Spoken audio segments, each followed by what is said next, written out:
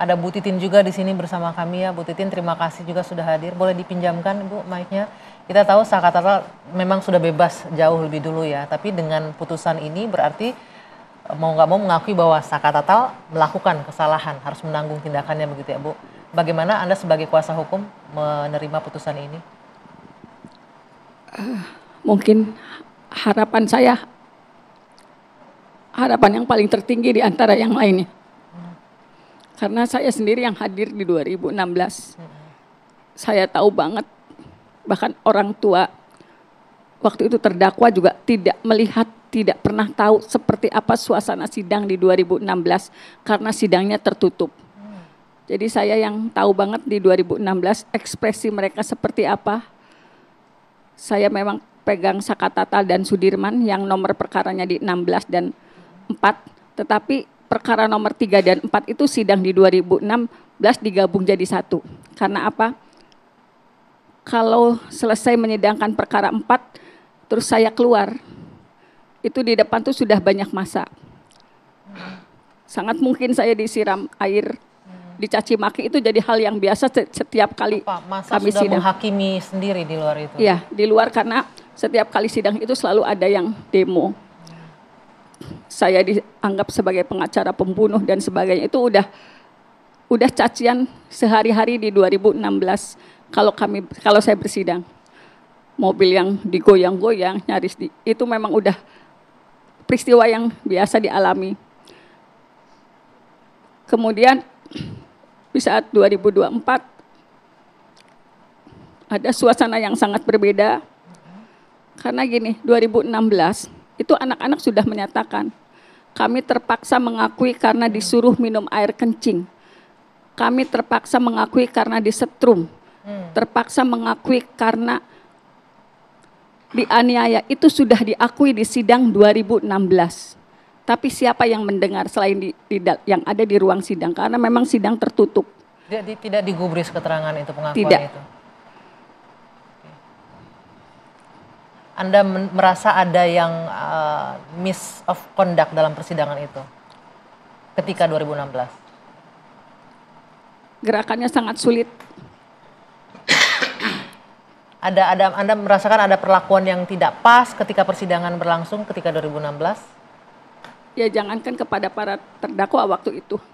Untuk pengacaranya aja kalau misalnya saya harus pulang, kalau pulang sidang saya nunggu sampai sepi betul baru. Karena biasanya sidang sampai malam banget. Selain ada tekanan-tekanan, untuk proses hukumnya sendiri, proses persidangannya sendiri menurut Anda ada yang salah atau yang janggal, yang aneh? Seperti yang pernah saya sampaikan juga, jadi ketika waktu itu perkara nomor 3 yang sedang disidangkan, jadi Eko waktu itu menyatakan saya disiksa, saya disetrum, kemudian ada penyidik yang dihadirkan, yang melakukan penangkapan, ketika dikonfirmasi apakah orang ini yang melakukan, dan di situ reaksi penyidik yang dimintai keterangan saat keluar itu mengangkat kursi, jadi agak keras gitu, akhirnya kan kursi tergeser, baik. Kemudian menodongkan seperti begini ke muka Eko. Baik, dan itu terjadi di ruang sidang. Baik. Di hadapan jaksa, di hadapan hakim. Jadi dan kita nggak bisa apa-apa waktu itu. Ketika keluar pintu, saya lupa apakah digeser, apakah didorong, tapi brak bunyinya gitu. Itu yang terjadi sidang di 2016. Itu yang Anda rasakan ya. Baik, saya ingin kembali lagi ke Ibu Yunani. Bu Yunani, boleh nggak sebelum saya diskusi ke sini, saya pengen tahu nih sosoknya Eka Sandi itu anak yang seperti apa sih di mata Anda, orang tuanya? Apa yang dirindukan dari seorang Eka Sandi dari ibunya ini? Eka Sandi itu orangnya pendiam, nggak pernah main, bukan geng motor. Diam orangnya, dia kuli bangunan, bukan orang kaya. Nggak nongkrong-nongkrong main gitu, nggak ada? Nggak pernah nongkrong. Jadi untuk Anda, anak Anda dijadikan tersangka bahkan terpidana menjalani hukuman itu Anda nggak percaya atau nggak yakin? Nggak percaya sama sekali. Bisa nggak Bu membayangkan Ibu ini seumur hidup nih anak Anda akan menjalani di situ berarti ya hukuman? Bagaimana Anda bertahan dengan kondisi ini? Kita jalani, kita sabarin aja lah.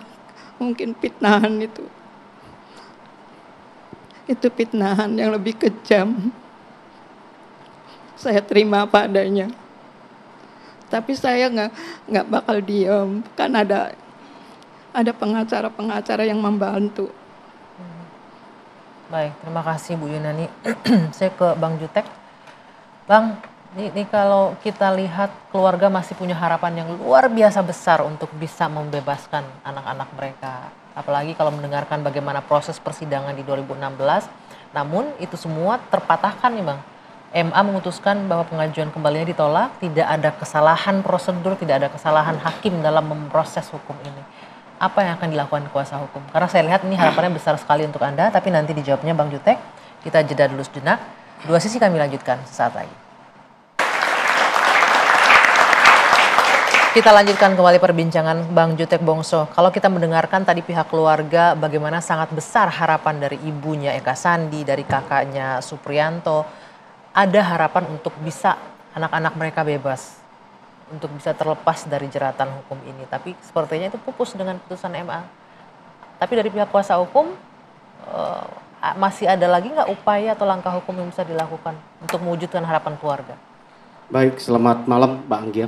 Sebelum saya menjawab apa yang ditanyakan oleh Mbak Anggia, saya ingin bercerita tanggal 15 Desember 2024 yang lalu, ketika malam saya mendapatkan informasi 16 Desember 2024 itu ada rencana Mahkamah Agung ingin press conference dan mengumumkan hasil sidang PK tanggal 16. Malam itu kami langsung menyusun rencana, kami ajak seluruh keluarga terpidana, kami ajak sejumlah kuasa hukum, kami bagi tugas, ada yang di Jakarta, ada yang datang ke Cirebon. Di benak pribadi saya khususnya, karena saya pernah berjanji kepada 7 terpidana untuk mengajak mereka makan nasi ampal gentong, ya. Saya terpikir malam itu apalagi yang saya mau ajakkan, apalagi yang saya mau rencanakan buat mereka. Dalam perjalanan ke Cirebon tanggal 16 pagi kami datang ke Cirebon, ya di tengah jalan pukul 10 pagi, padahal itu rencana press conference pukul 12.30. Jam 10 pagi saya lihat sudah muncul di online berita-berita bahwa PK bagi 8 PK ya dan juga 7 terpidana itu ditolak. Kami sudah mulai lemas ya, kami mulai hilang ini, tapi saya masih membangun kepercayaan bahwa mungkin itu salah ketik atau salah tulis dan sebagainya. Dan begitu diumumkan bahwa itu betul adalah ditolak, sungguh hati kami tentu kecewa ya. Kami melihat bahwa selama ini kami mengupayakan dan yang disebut bahwa hukum ini kaku dan apa ini terjadi. Kami mempersoalkan beberapa hal dari pengumuman Mahkamah Agung kemarin di dalam press conference-nya, ya.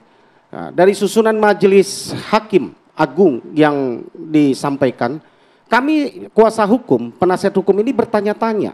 Kenapa? Karena ketua majelisnya adalah ternyata dari Kamar Pidana Militer. Oke. Ya. Dan beliau ya 2 minggu lagi, tepatnya 15 hari lagi ini akan sudah memasuki usia pensiun. Kenapa itu jadi masalah untuk Anda? Ya, dari Kamar tentu Pidana kami Militer? pertanyakan. Di Mahkamah Agung ini kan dibagi kamar-kamar, ada kamar pidana, kamar militer, kamar tun dan sebagainya. Tentu orang-orang yang duduk di kamar militer, di kamar pidana misalnya, itu adalah ahli yang expert, yang ahli di bidangnya. Ya, kalau yang di militer tentu adalah yang ahli di militer, yang tun tentu yang tata negara.